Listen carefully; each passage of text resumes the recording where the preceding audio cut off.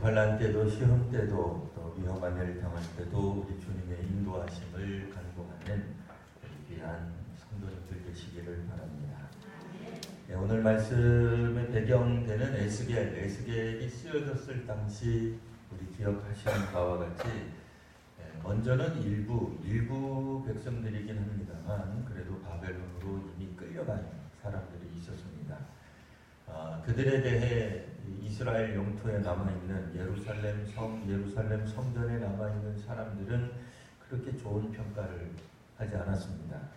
그들은 바벨론으로 포로로 끌려간 자기 동족들을 향해서 하나님이 맺힌 사람들, 하나님이 버린 사람들이라고 하는 인식을 가졌습니다.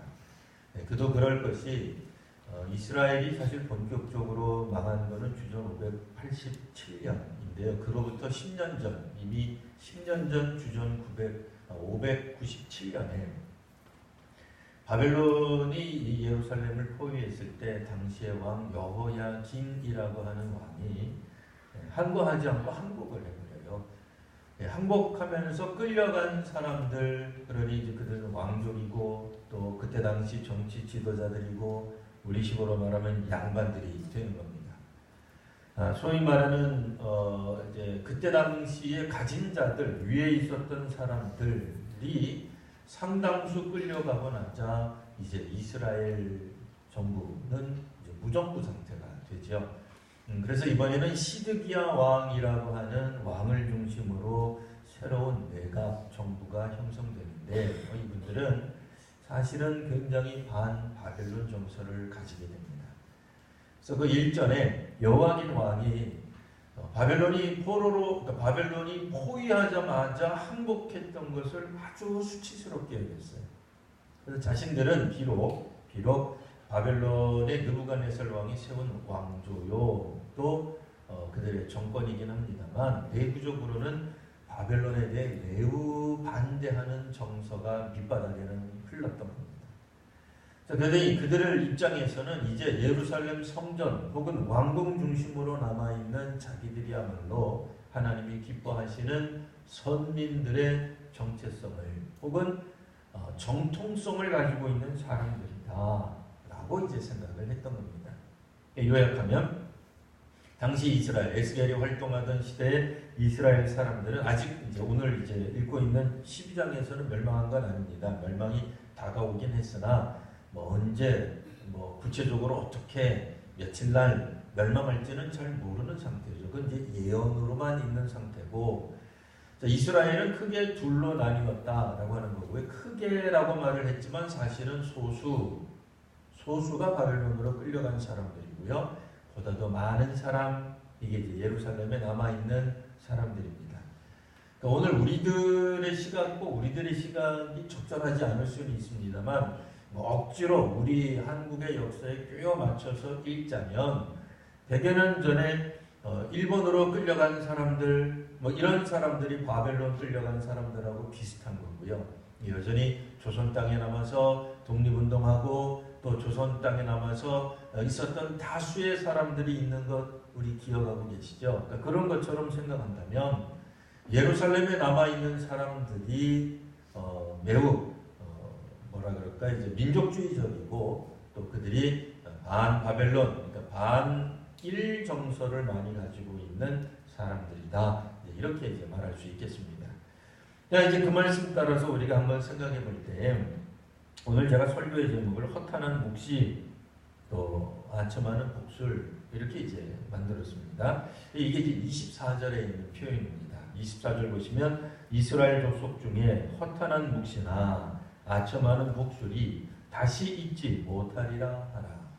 이제 여호와께서 에스겔에게 말씀하시는 내용 가운데 있는 말씀이고요.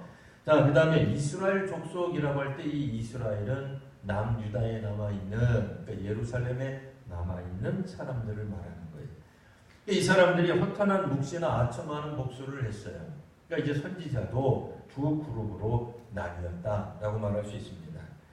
이스라엘을 중심으로 선포 활동하는 사람들을 오늘 본문에서는 이스라엘 선지자, 이스라엘 예언자, 성경에는 직접 나타나지 않지만 왕궁 선지자, 혹은 성전 선지자 이렇게 이야기할 수 있어요. 그럼 에스겔 같은 사람들은 뭐라고 얘기하면 좋을까요? 뭐 그냥 오늘 본문이 없습니다. 그런 표현이. 통칭 광야 선지자 뭐 이렇게 말할 수 있어요. 끌려가 있는 사람들 선지자 혹은 메시지의 내용으로 보면 심판 예언자가 되는 거예요. 입만 열면은 그냥 뭐 심판한다, 멸망한다, 죽는다 그런 소리만 하는 거예요. 근데 반대로 예루살렘에 남아있는 이스라엘 선지자 훨씬 더 많은 숫자겠죠. 왕궁 중심으로 활동하고 성전 중심으로 활동하는 소위 오늘날 우리식으로 말하면 공무원 같은 사람들이죠. 그러니까 공적인 기능을 하는 사람이에요. 훨씬 더 많은 공적인 기능, 그러니까 공적으로 세움을 받고 인정함을 받는 그러니까 왕궁에 소속되고 성전에 소속돼서 신분이 명확하게 있는 활동하는 사람들이에요. 그러니까 이들은 신분이 분명하고 또 공적으로 설교하고 또 선포하는 사람들인데 이분들의 메시지를 요약해서 말을 한다면 평강의 메시지, 안전을 외치는 선지자 이렇게 말할 수 있습니다. 여러분 오늘 성경에 우리 말씀의 제가 설교의 제목으로 하자면 허탄한 묵시는 둘 중에 누구를 가리키는 걸까요? 허탄한 묵시, 허탄한 예언을 하는 사람은 이스라엘 선지자일까요? 아니면 우리 에스겔 본문에 따르면 바벨론 선지자일까요? 에스겔이 바벨론 선지자입니다. 바벨론인이라는 뜻이 아니라 바벨론에서 소명을 받아 바벨론에서부터 예언 활동을 한 그러니까 이스라엘 사람들이 생각할 때는 이거 완전히 오늘 우리식으로 하면 친일파예요. 일본으로 끌려간 사람이에요. 항복한 사람이에요. 항일 투쟁하지 않는 사람이죠. 그런데 이런 사람에게서 나오는 메시지가 허탄한 묵시일까? 아니면 그래도 남유다에 남아있고 이스라엘이 남아있고 이스라엘 정부가 있고 예루살렘 성전이 있는 데서 예언 활동하는 훨씬 더 많은 사람들, 백성들의 지지를 받는 이런 메시지를 허탄한 묵시라고 했겠느냐? 그러니까 둘 중에 하나예요. 1번과 2번 여기서 답을 잘못하면 창피해져서 다음 주에 못 나올 수 있어요. 그래서 여러분들은 답을 하지 마시고 제가 스스로 답을 하도록 하겠습니다. 자, 1번이 이스라엘 예언자, 내용적으로는 구원 예언자, 조금 더 평가하면은 평강의 예언자. 자, 2번 바벨론 선지자, 내용적으로는 심판의 예언자, 멸망한다는 예언자, 소수예요. 그럼 이 허탄한 묵시는 어디에서 나오는 걸까요? 우리가 보편적으로 생각한다면 허탄한 묵시는 이거는 민족을 저버리고 항거하지 않고 항복한 사람들, 하나님이 오죽하면 예루살렘 성전에서 너희들은 여기 있지 마라, 너희들이 드리는 예배는 내가 받을 수 없다, 차라리 우상 숭배하는 바벨론 한복판에 가서 우상만 실컷 보며 살아라 라고 내쫓은 사람들, 누가 허탄한 거에 가까워요? 일반적으로 우리가 생각할 때는 바벨론에 있는 사람들, 쫓겨난 사람들, 포로로 끌려간 사람들, 그 사람들이 허탄한 묵시를 하는 것처럼 보인단 말이에요. 근데 성경은 그렇게 이야기하지 않아요. 놀랍게도 하나님이 말씀하시는 이스라엘 족속 중에 다시는 그 이스라엘 족속 중에 허탄한 묵시, 그거는 기본적으로 벌써 답이 나왔어요. 바벨론으로 끌려간 사람들은 아예 이스라엘 사람들은 이스라엘 족속으로 여기지도 않았어요. 우리 민족이 아니다 이렇게 생각을 했어요. 우리식으로 말하면 조선인이 아니다 이렇게 얘기를 한 거예요. 우리식으로 말한 거예요. 오해하지 마세요. 네, 지금 우리식으로 말하면 토착 외부다 이렇게 얘기하는 거예요. 저 사람들은 대한민국 주민등록증을 가지고 있지만 머리끝에서부터 발끝까지 일본인의 피가 흐르는 친일파다, 그러니까 한국 사람 아니다 이렇게 말을 한다는 거예요. 그러니까 우리가 생각할 때는 그러니까 우리도 우리의 역사적 경험이 있단 말이에요. 우리도 우리 역사적 경험이 잘못된 게 아니잖아요. 그러니 이스라엘 역사적 경험도 우리가 함부로 뭐 된다 안 된다 잘못됐다 어쨌다 그렇게 말하기 어렵잖아요. 오히려 우리와 비슷한 역사를 갖고 지내왔음이 분명합니다. 실제로 우리가 구약 성경, 특별히 예언서를 중심으로 읽게 되면 끝까지 남아있었던 사람들, 남유다에 남아있었던 사람들, 바벨론 포로, 바벨론에 멸망하기 직전까지도 예루살렘을 지켰던 사람들이 훨씬 더 민족적이고 또 그들이 애국하는 사람이고 또 그들이 하나님의 복을 받아 예루살렘 성전 옆에서 하나님께 제사 드리던 사람이라고 스스로들 생각했어요. 헷갈리시면 안 돼요. 하나님이 평가하신 게 아니라 스스로들 그렇게 생각했어요. 실제로. 자, 그런데 바벨론 예언자라고 말할 수 있는 에스겔, 끌려간 사람들 속에 무슨 선한 게 나오겠어요? 근데 그들 가운데서 지금 하나님이 말씀하고 계시는 겁니다. 자, 그러면 우리가 이제 궁금한 것이 이겁니다. 그럼 허탄한 묵시란 도대체 무엇일까? 아첨하는 목소리는 무엇일까? 도대체 누구에게 아첨한다는 건가? 이 이야기는 13장에 나옵니다. 13장 이후부터 나와요. 그래서 오늘 본문은 아니지만 우리가 13장을 어쩔 수 없이, 왜냐하면 내용이 좀 더 오늘은 분명해야 되기 때문에 지나간 것들에 관한 내용이라기보다도 오늘 이 본문의 내용은 이 앞으로 우리가 읽게 될 본문을 안 읽으면 뭔 소린가 하게 돼요.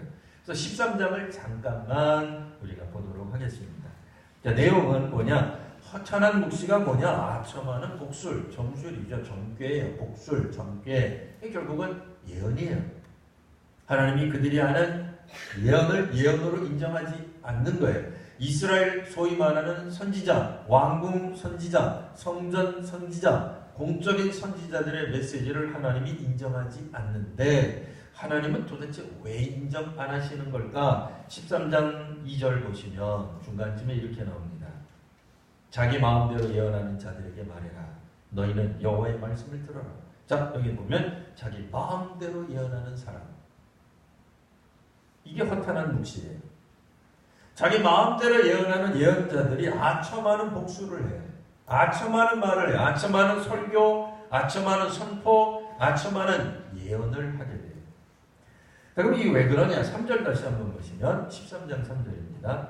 우리 13장 3절 한번 읽어볼까요? 자, 시작. 주 여호와의 말씀에 본 것이 없이 자기 심령을 따라 예언하는 어리석은 선지자에게 화가 있을지니라. 그 여호와의 말씀에 따라서 뭐 본 게 없어요. 본 게 없으니까 뭐라 그래? 자기 심령을 따라, 좋게 말하면 자기 양심을 따라, 다른 관점에서 말하면 자기 학식에 따라, 자기 경험에 따라 예언하는 사람들이 선지자들이 다 무식한 건 아니에요. 오늘 미식으로 말하면 공부 많이 했을 수 있어요. 그들도 소위 말하는 의식 있는 사람들입니다. 역사에 대한, 세계 정세에 대한 판단이 왜 없겠습니까? 있어요. 근데 문제는 우리가 바라보는 역사의식이 잘못됐다는 게 아니에요. 우리의 역사의식은 맞지만 하나님이 하시는 거냐, 하나님 보여주시는 거냐, 하나님이 역사의 주관자이신데, 그래서 그 과거 역사를 통해서 우리가 깨달은 바가 뭐냐, 그러니까 역사의 교훈이라고 하는 건 옛날 있었던 일들에 대한 반복이요, 과거의 경험으로부터의 미래에 대한 교훈을 얻는 일이에요. 그러니까 신학적 작업은 아니에요. 제가 훅 하고 얘기했는데 다 이해하셨죠? 네. 틀린 말은 아니에요. 역사학자들을 제가 무시하고 그런 적이 없어요. 역사식이 우리 잘못했다고 말한 게 아니에요. 절대로 아니에요. 기본적으로 역사라고 하는 게 뭐예요? 그러니까 과거의 경험으로부터 우리가 교훈을 삼아 현재와 미래에 대해 예견할 수도 있고 현재에 적용하는 학문적 기술들이에요. 거기에서 하나님의 뜻을 밝히고 그런 건 안 나타나요. 그런 거 나타나는 건 신학이죠. 그거는. 그러니 사람들이 자기의 심령을 따라 예언한다고 해서 허무맹랑하겠느냐? 절대로 그렇지 않습니다. 우리가 이제 잘못 오인하게 되면 우리가 마치 작두나라에서 무당을 자꾸 연상하는데 그렇지 않아요. 그러니까 이스라엘 왕궁 선지자들, 이스라엘의 공식적 선지자들이 활동했을 때 사람들이 다 무릎을 치면 그래 너희들의 말이 맞아 라고 생각하지, 아이고 무슨 공식적인 선교사가 저래 라고 하지 않는다고요. 뜬금없이 나타나가지고 다음번에 대통령이 될 사람, 다음번에 국회의원에 뽑힐 사람은 당신입니다. 다음번에 아들을 낳을 건지 딸을 낳을 건지 점지해주고 그러면 우리들이 웃잖아요. 아니 뭐 말도 말도 안 되는 소리. 대부분 그런 소리는 언제 나타나요? 대통령 선거가 끝난 다음에 그분들이 많이 고백하잖아요. 무당들이, 무속인들이. 사실은 내가 먼저 정계를 쳤는데 천기를 누설할까봐 이야기하지 않은 것뿐이에요. 하면서 나오잖아요. 그럼 그 다음부터는 용하다. 그래서 또 후루룩 몰려가요. 또 정치인들이 거기까지. 자, 그런 거는 허탄하다고 우리가 생각할 수 있어요. 근데 이스라엘 왕궁 선지자 얘기하는 거예요. 원래 하나님이 허탄한 묵시라고 비판했던 사람들에 관한 얘기예요. 그들이 과연 자기 심령대로 자기 마음대로 했다고 해서 허무맹랑하게 동시대 사람들이 들었겠는가? 아니에요. 굉장히 합리적이고 의미 있다고 생각을 했을 거다 말이에요. 그런데 주께서는 그들을 향해서 말씀하시기를 그들은 허탄한 묵시, 허탄한 예언하는 사람들이다 라는 문자 그대로 절대평가를 해버리셨어요. 점수를 안 주셨어요. 왜 그랬느냐? 여호와의 말씀에 본 것이, 말씀에 따라 본 것이 없는데 예언을 하기 때문에 그래요. 그게 하나님 말씀이다 라고 말했다는 거예요. 그들이 특징이 뭐냐? 4절 보시면 이스라엘아 너희 선지자들은 황무지에 있는 여우 같아. 황무지에 있는 여우. 이게 또 웬 시적인 표현이에요? 황무지에 있는 여우 같다. 뭔 말인지 모르죠? 네, 우리도 그럴 거예요. 1층에 가면은 새가 한 마리 있어요. 1층에 있는 새 한 마리 같다. 무슨 말이에요 도대체? 뭔 말인지 잘 모르잖아요. 이참에 말씀을 드립니다. 설교하고는 관계없으니 잠깐만 광고로 들어주시오. 1층에 있는 새가 귀엽다고 만지거나 뽀뽀하시거나 쓰다듬거나 여러분들이 가지고 있는 수많은 먹을 것들로 유혹을 하지 마십시오. 내비두십시오. 내비두시고 멀리 떨어져서 이름은 별이이니 별이야 잘 있었느냐 묻기만 해주십시오. 자, 거기까지 하고 헷갈리시면 안 돼요. 네, 이제 상징적인 의미예요. 황무지에 있는 여우, 이게 도대체 뭔가? 황무지에 있는 여우가 하는 일에 대해서 5절에 설명을 했어요. 5절 보시면 너희 선지자들은 황무지에 있는 너희 여우 같은 선지자들은 이런 얘기예요. 너희 여우 같은 선지자, 여우가 꼭 나쁜 게 아닙니다. 전 세계에 있는 여우들은 실망하거나 저희한테 이제 그 소송을 거시면 안 됩니다. 이때 당시에 있는 그 비유적인 문학적인 표현입니다. 이때 당시에 있었던 황무지에 있는 여우는 어떻게 했느냐? 성 무너진 곳에 올라간 적이 없어요. 이건 예언을 통해서 환상을 통해서 올라가 본 적이 없어요. 왜 본 게 없어요? 왜? 아직 성은 멀쩡하니까. 성은 안 무너졌어요. 예루살렘 성 안 무너졌어요. 에스겔 같은 선지자나 하나님의 환상을 통해서 보여줬기 때문에 예루살렘 성이 무너졌구나 하는 안타까운 마음, 통회하는 마음, 우는 마음이 있었던 거예요. 근데 예루살렘에 있는 이스라엘 선지자들은 단 한 번도 하나님 보여주신 환상을 본 적이 없기 때문에 성 무너진 곳에 올라가 본 적이 없어요. 그리고 두 번째로 이스라엘 족속을 위하여 그러면 여호와의 날에 여호와의 심판 날에 전쟁에서 사실 뭐 전쟁이라고 해서 대등한 전쟁이 아니에요. 일방적인 전쟁이죠. 바벨론의 일반적 공격하는 그런 전쟁에서 견디게 하려고 성벽을 수축하지도 않았다고 얘기해요. 하다못해 뭐라도 해야 돼요. 하다못해 무너져 내리는 성벽, 약해 보이는 그런 성벽을 재건이라도 해야 되잖아요. 세우는 일이라도 해야 되잖아요. 그것도 안 한다는 거예요.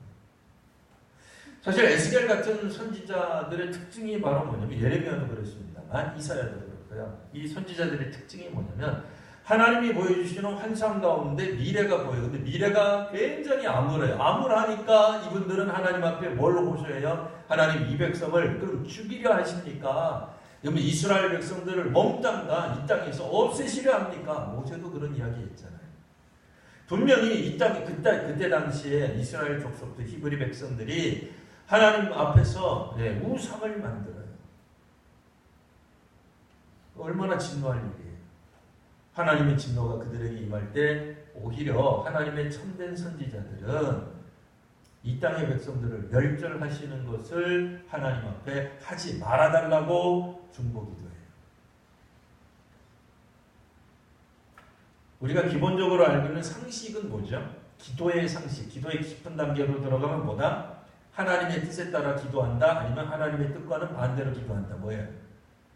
우리가 기본적으로 알고 있는 상식은 영성이 깊어지고 신앙이 깊어지면 하나님의 뜻대로 하는 간구를 하게 돼 있죠. 근데 모세나 에스겔이나 이런 선지자들을 보면 하나님의 뜻을 너무나도 분명하게 알아요. 그런데 자칫 잘못 해석하면 하나님을 대적하는 듯한 기도를 해요. 하나님의 뜻의 정면으로 상치되는 기도를 해요. 이상하지 않으세요? 우리가 일반적으로 알고 있는 영성하고는 거리가 멀어 보이잖아요. 하나님이 우리에게 정말로 환상을 주시고 하나님이 우리에게 지혜를 주신 사람들은 너희를 그러면 망한다 라고 말하는 데서만 멈추지 않고, 근데 가짜 예언자들이 어떻게 해요? 그것 봐, 내가 예언했잖아, 예언대로 됐잖아, 내가 누구 대통령 된다고 했는데 됐잖아, 내가 누구 국회의원 된다고 했는데 됐잖아, 아들을 낳는다고 했잖아, 됐잖아, 얼마나 내가 영험해, 이렇게 얘기하는 게 사실은 하급 내지는 가짜 선지자들이 하는 거예요. 진짜 선지자들은 하나님의 뜻에 따라서 오히려 때로는 하나님의 뜻에 반대하면서 항거하면서까지도 마음 아파 기도해요. 여러분, 이 땅에 한국교회가 무너져 내린다, 그런 예언은 누구나 다 할 수 있습니다. 근데 그걸 기뻐하는 사람이 이상한 거예요. 내 말대로 됐지 이상한 거예요. 그렇게 되면 우리 교회, 우리 공동체 망할 거야, 잘 안 될걸, 두고 봐. 근데 진짜 안 돼요. 그렇게 말하는 건 쉬워요. 근데 뭐가 어려운 거예요? 그럼 전쟁을 대비해서, 무너질 날을 대비해서, 심판을 대비해서 성벽을 수축하셔야죠. 재건하셔야죠. 활동하셔야죠. 사람 살리는 일을 하셔야죠. 그건 안 하는 거예요. 그게 누구예요? 황무지에 있는 여우. 사람이 볼 때, 아니 그 여우가 안 바쁘다는 얘기가 아니에요. 여우도 물어보면 인터뷰에 보면 자기 인생에 굉장히 치열하게 살아갈 거예요. 여우도. 근데 그런 얘기하는 게 아니에요. 여우 입장에서 얘기하는 게 아니고 지금 우리 사람들 입장에서 얘기하는 거예요. 사람들이 보기에 황무지에 있는 여우는 뭐 하는 거예요? 가만히 있다가 사람들이 방비하면 쫓아와가지고 닭이나 물어가죠. 그거밖에 안 해요. 뭐 무슨 일을 하겠어요, 황무지에 있는 여우가. 네? 호시탐탐 기회만 노리고 있다가 물어뜯고 그냥 냅다 도망가는 겁니다. 뭔가 건설적인 건 아무것도 안 한다는 거예요. 그게 이스라엘의 예언자라는 거예요. 그게 이스라엘의 정치 지도자들이 지금 가고 있는 길이다, 그 얘기예요. 아니, 오늘 본문에서 나오는.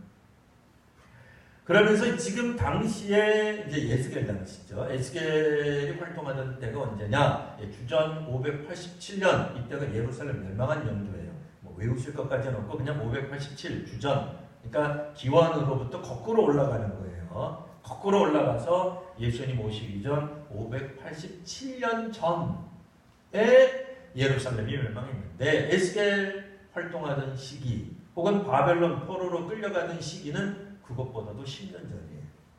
그러니까 주전 597년, 숫자는 안 외우셔도 된다 그랬어요. 어쨌든 한 10년 전. 근데 이제 이 사람들이 먼저 바벨론으로 끌려가는 거예요.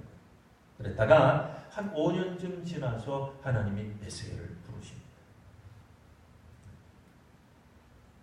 에스겔이 여전히 활동하고 있는 이 시기에 예루살렘은 지금 어떤 상황이었느냐? 자, 19절 말씀 보시면, 이 백성에게 말하되, 오늘 우리 본문입니다. 에스겔 12장 19절 보시면, 예루살렘 주민과 이스라엘 땅에 대하여 이르기를, 그들은 근심하며 그 음식 먹고 놀라면서 물을 마실 건데, 이건 어떤 상황이에요? 이미 전쟁에서 진 상황이에요. 멸망한 상황이에요. 근데 이렇게 된 이유가 있다. 이유는 뭐예요? 이 땅 모든 주민의 포악으로 말미암아 땅에 가득한 것이 황폐하게 될 것이다. 그러니까 이스라엘이 망하는 이유 중에 하나가 뭐냐? 우리는 이제 자꾸 외부에만 돌리는데, 외부 이전에, 그러니까 외부의 문제이기 이전에 내부의 문제예요. 내부의 문제 중에 가장 큰 게 뭐예요? 주민들의 포악이에요. 주민들이 악해져요. 오늘날도 TV를 보니까 뭐 어떤 고시성, 모든 전국에 있는 고시성분들을 향해서 한 말이 아니라 특정 어떤 그 고시분이 나와가지고는 얼마나 그분이 악행을 저질렀는지 큰 한 달여 동안 우리 그냥 TV가 계속 보여줘요. 어쨌든 정답은 하나예요. 사람은 악해져요. 이렇게 악할 수가 없어요. 근데 옛날에 우리 그 지식인들, 소위 말하는 19세기를 살던 분들, 20세기를 살던 분들이 뭐라고 생각을 했냐면 이건 무지해서 그렇다. 교육을 하면, 계몽하게 되면 사람들이 사람다워질 것이다 라고 생각을 했어요. 근데 1차 세계대전이 벌어졌네요. 그 사람들이 어쨌든 한번 찔끔해서 놀랐어요. 그러니 더욱더 우리가 열심히 사람들을 계몽하자. 근데 2차 세계대전이 벌어졌네요.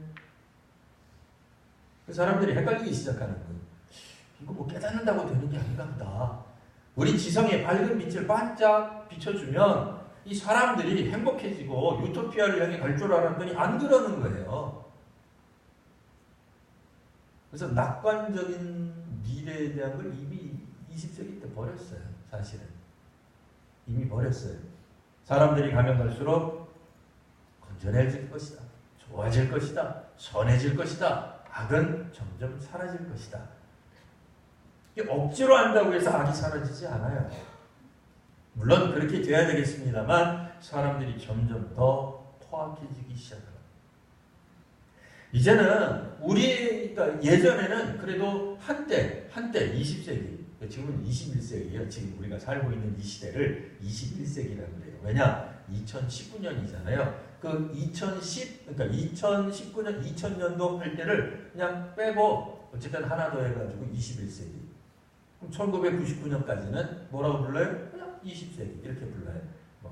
갑자기 세계사 시간이 되고 갑자기 산수 시간이 돼서 좀 복잡하긴 합니다만 여하튼 그때 이제 사람들이 생각을 했어요. 이제 소위 말하는 모더니즘 사회 때 이때는 기준이 있어요. 기준에 틀리면 사람들이 다 비진리라고 했어요. 내 거를 다 따라와라. 그게 가능했어요. 근데 21세기로 점점 흘러가면서 사람들이 나 말고도 다른 사람들에게 진리가 있을 수도 있구나. 이렇게 생각을 하게 된 거예요. 그런 거를 요즘을 뭐라고 얘기해요? 포스트 모더니즘 사회다. 이렇게 얘기를 해요. 오늘날 우리 시대는 모더니즘이 아니라 근대주의가 아니라 현대주의가 아니라 그것을 넘어선 사회. 이때는 개성이 마구마구 인정되는 시대예요. 서로가 주장하는 시대예요. 오로지 하나의 진리만 주장할 수 없는 시대가 되어버렸어요. 어쨌든 사회는 그렇게 살아가요. 근데 갑자기 만약 어떤 나라가, 어떤 민족이, 어떤 사회가 내 말을 안 들으면 너는 무조건 틀렸다 하고 비난을 엄청 하게 된다면 복잡해지는 거죠. 나하고 틀리다는 이유로 색깔이 틀리고 출신 성분이 틀리고 배운 것이 틀리고 생긴 게 틀리고 가진 게 틀리기 때문에 얼마든지 계급화할 수 있고 위에 있는 사람들은 밑에 있는 사람을 누를 수 있다고 생각한다면 그건 사실 시대착오적인 거죠. 그리고 가진 자들이 폭력을 휘두른다면 그 폭력이 만연해진다면 그것도 복잡해져요. 에스겔 시대 때도 주민들이 포악해졌어요. 조금만 아파도 견디지 못하게 됐어요. 남의 의견을 존중할 수가 없는 시대가 되어버렸어요. 다양성을 추구하는 시대에 다양성이 아니라 활기라를 추구하는 시대가 되어버렸어요. 어떻게 되겠어요? 서로 포악해지는 거죠. 자기 뜻대로 안 되는 악이 성행하게 되는 거죠. 폭력이 난무하는 시대가 되어버리는 겁니다. 자, 그러면 어떻게 될까요? 이 19절 말씀에 보면 땅에 가져가는 것이 황폐하게 됩니다. 여기서는 기본적으로 그 땅에 있었던 이스라엘 땅에 있었던 것들이 주민들이 없어지게 될 것이다. 성읍들이 황폐하게 될 거다. 그런 얘기예요. 도시가 망가질 것이다. 그 시대에 가지고 있는 문화가 사라질 거예요. 그 시대가 가지고 자랑했던 것들이 점점 사라지게 될 겁니다. 뭐가 일어나면? 지금도 마찬가지죠. 뭐가 일어나면? 폭력이 성행하게 됩니다. 가진 자의 폭력이든 혹은 훨씬 더 많은 사람들의 폭력이든 그것이 무엇이든 폭력이 성행하고 그 폭력을 인정하고 강화하는 사회가 되어버리기 시작하면 점점 사회는 살기 어려워질 거예요. 그곳에 뭐가 남겠어요? 거기에 문명이 남겠습니까? 문화가 남겠습니까? 아니면 그들이 가졌던 전통이 남겠습니까? 아무것도 남지 않게 될 것입니다. 더더욱 이스라엘 땅에 원래 있었던 것이 있어요. 그 땅에 가득했던 게 있어요. 사실 이스라엘 땅에 가득했던 것은 여호와의 영광이에요. 하나님의 영광이 가득했던 땅이에요. 하나님의 약속과 하나님의 백성들이 하나님 나라에서 사는 것 같은 경험을 하는 곳, 일종의 하나님이 왕이 되신 곳, 하나님을 왕으로 인정하는 곳, 그곳이었어요. 소위 말하는 거룩한 성읍, 거룩한 도시였습니다. 이제 하나님이 가득했는데 하나님의 영광이, 하나님께 대한 예배가, 하나님께 대한 찬송과 감사가 사라지고 자기 예언하는 사람들로 가득 차게 되는 거죠. 게다가 어떤 걸 했다고요? 아첨하는 점수를. 아첨하는 내용의 핵심이 뭐예요? 원래는 평강이 점점 사라지고 있는데 평안하다, 평안하다 외치는 거예요. 우리는 아무 문제 없다 라고 외치는 거예요. 그들이 이미 하나님과 관계가 끊어졌기 때문에 평강할 수가 없는데 평강하다 외치는 거예요. 이런 사회가 되면 당연히 사회가 망해야 돼요. 근데 여전히 버팁니다. 그러니까 정확하게는 에스겔이 지금 이 선포를 할 때로부터 4년이 지난 다음에 망하게 돼요. 예루살렘이, 이스라엘이. 근데 이제 그들이 이렇게 얘기를 한 거예요. 23절. 이스라엘 땅에서 있었던 속담입니다. 속담을 보면은 이렇게 얘기를 했다는 거예요. 자, 22절입니다. 죄송하고요. 22절. 날이 더디고 모든 묵시가 사라질 것이다. 이 심판의 날이 더디올 것이다. 더디온다는 말은 자기네 때 오지 않을 것이다. 그 얘기예요. 모든 묵시가 사라질 거다. 소위 말하는 광야 선지자들, 심판 선지자들이 말하는 모든 묵시, 예언은 사라지게 될 거다. 흔적도 없이 사라지게 될 거다. 라는 속담을 이분들이 말하는 거예요. 갑자기 만들어낸 속담이에요. 이거는 원래부터 있었던 속담이 아니라 원고의 지신 이런 식으로 옛날부터 있었던 사자성어를 가지고 사람들이 말하는 그런 얘기가 아니라 갑자기 만든 거예요. 우리도 왜 그런 거 만들잖아요. 아무개 같은 뭐뭐가 되라. 그러면 그 아무개가 그 시대에 제일 나쁜 사람, 감옥에 간 사람, 제일 나쁜 짓 한 사람, 그 사람 이름을 들어서 꼭 누구처럼 되라. 그러면 그게 욕도 되고 속담도 되잖아요. 그런 것처럼 그때 당시에 이스라엘 사람들이 만들어낸 속담 내용이 뭐냐면 날은 더디고 모든 묵시는 사라질 거야. 이런 이야기를 했다는 거예요. 자, 그런데 그들이 또 이렇게 이야기를 했습니다. 27절. 인자야 이스라엘 족속의 말이 이스라엘 족속들이 하는 말이에요. 그가 보는 묵시는 그 누구예요? 에스겔이에요. 에스겔이 보는 묵시는 여러 날 후의 일이라. 그가 멀리 있는 때에 대하여 예언한 거다 라는 말을 하게 될 텐데 절대로 그렇지 않다. 그 얘기예요. 여기서 말하는 멀리 있는 때, 여러 날, 이게 무슨 말이에요? 안 일어난다는 뜻이에요. 사실은 이 말이. 인정하는 말이 아니에요. 에스겔을 인정하는 말이 아니에요. 전혀 인정할 수 없다라는 말을 이렇게 우회적으로 말하는 것 뿐입니다. 그러나 이제 하나님의 말씀이 반드시 이루어질 겁니다. 언제? 그들이 살아있는 동안에. 실제로 4년 후에 일어나요. 이때 당시에. 에스겔이 활동하고 활동을 본격적으로 한 게 예루살렘 멸망 5년 전부터 본격적으로 활동하거든요. 그러니까 5년, 4년이 지난 다음에 그들이 살아있는 동안에 예루살렘의 멸망을 보게 될 겁니다. 그때 주께서 말씀하시는 거예요. 자, 내가 한 말이 이루어지리라. 나 주 여호와의 말이니라. 그들이 내가 여호와인 줄 알게 될 것이다. 비록 그 절망적인 이야기처럼 끝을 맺고 있습니다만 사실 하나님의 예언 선포의 양식은 동일한 방식이 하나 있습니다. 아직도 4년이라는. 사실 이분들 입장에서 4년인지 몇 년인지 모르죠. 우리만 아는 거예요. 우리만. 왜냐면 나중에 사는 사람들이기 때문에 역사를 알아서 4년이 경과했다 이렇게 알고 있는 것 뿐입니다. 여하튼 하나님의 예언 선포의 방식은 당장 내일 망할 것이다 이렇게 되어 있지 않아요. 어느 정도 시간을 두고 그 일들이 일어나는 것에 대해 예고하시고 알도록 하시고 깨닫게 하시는 거예요. 그 이야기는 하나님의 말씀은 결코 움직일 수 없는, 그러니까 하나님의 뜻이 한번 선포된다고 해서 어떤 것들이에요. 모든 것이 아니라 어떤 것들은 특별히 멸망에 관한 메시지의 경우에 하나님이 선포된 그 말씀은 상당히 유보적인 게 있어요. 분명히 하나님 선포한 건 맞아요. 반드시 이루실 거예요. 하나님 거짓말 하시는 분이 아니에요. 그러나 상당히 유보적인 태도를 취하세요.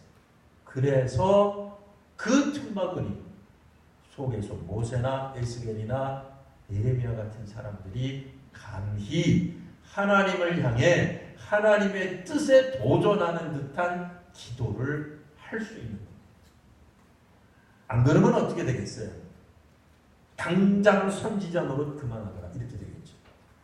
감히 내 뜻을 듣고도 내 뜻을 행하지 않고 뭐라고 나보고 뜻을 돌이키라고 간언을 해? 네가 그리고도 선지자냐? 그만둬 이렇게 되는 거죠. 그게 맞는 거잖아요. 그렇게까지 하나님 말씀을 알고 하나님이 직접 예언을 해주시는데 하나님의 뜻을 명명백백 알고도 감히 하나님 앞에 가서 이 땅의 백성들, 이 민족을 위해서 기도한다고요?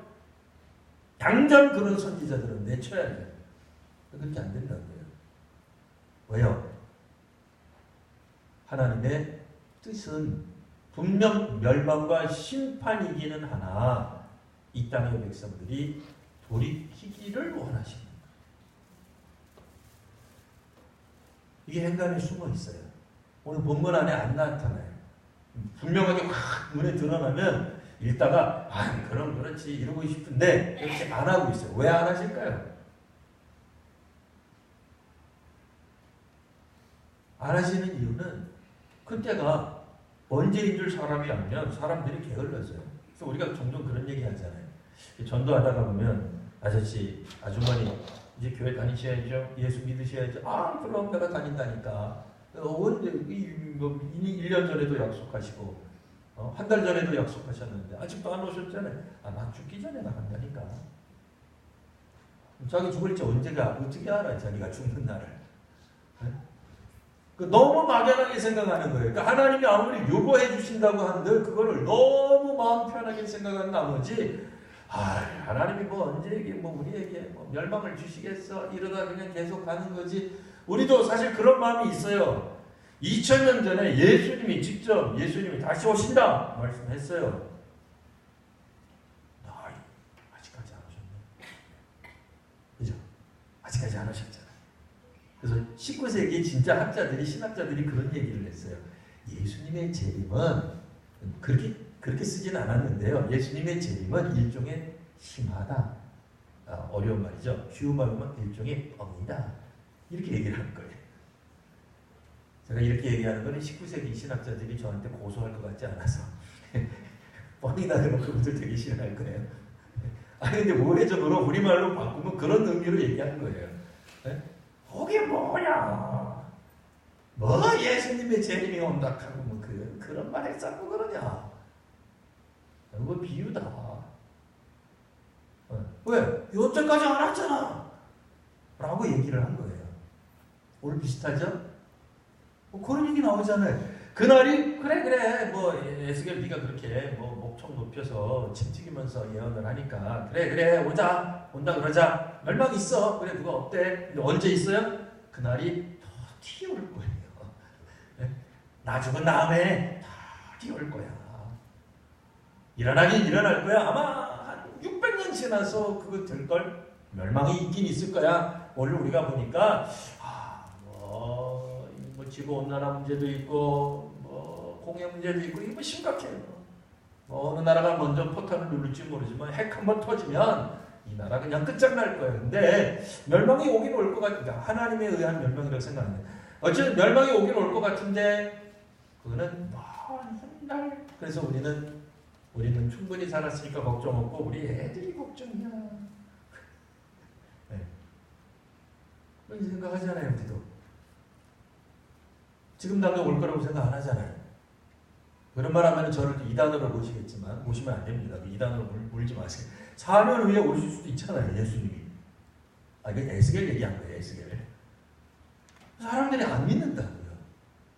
그러니까 지금 괜히 공포심을 조장하고 고난에 떨게 하고 이런 예언을 듣는 거 우리 사실 불편해요. 지금 그렇지 않아도 먹고 살기 힘든데 기왕이면 평안하다, 잘 될 것이다. 우리나라가 틀림없이 그냥 아무런 문제 없이 통일도 되고 세계 5위 안에 드는 나라가 될 거다. 이렇게 선언을 해야 그게 참 좋은 거지.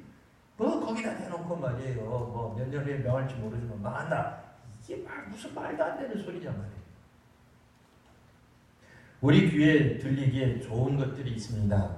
우리 성경 말씀은 아니지만 좋은 약은 입에 씁니다. 우리 옛말에 그런 말도 있잖아요.